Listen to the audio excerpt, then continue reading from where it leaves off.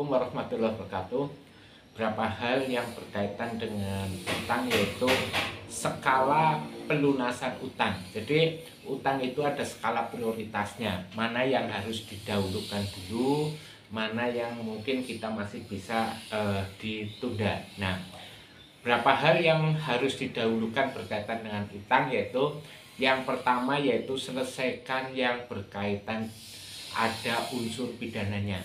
Nah, contoh yang ada unsur pidana yaitu jaminan motor atau mobil 3D. Nah, ini sesuai dengan Undang-Undang Fidusia, apabila motor atau mobil masih dalam proses kredit di lembaga keuangan diikat fidusia, itu bisa jadi pidana penggelapan. Nah, karena itu yang sudah terlanjur ini bisa dijadikan skala prioritas untuk menyelesaikan dulu.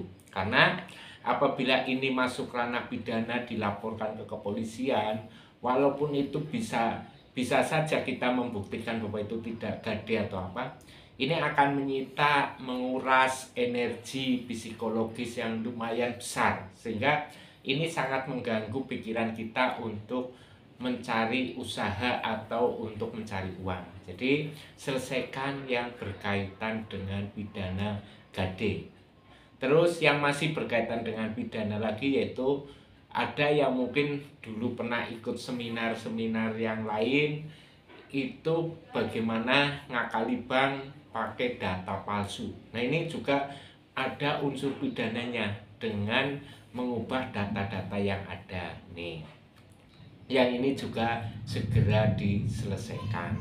Terus setelah dari yang ada unsur pidana, yang berikutnya yang diselesaikan adalah yang bikin reseh atau bikin tidak nyaman. Misalkan jam 6 pagi sudah nagih, atau mungkin kita dengan tetangga, sehingga kita kalau mau kumpulan RT, arisan dawis atau apa, jadi malu. Ini juga diselesaikan dulu, karena ini akan mengganggu psikologis kita, sehingga kita tidak nyaman, kita kehilangan kehidupan kalau sudah seperti itu.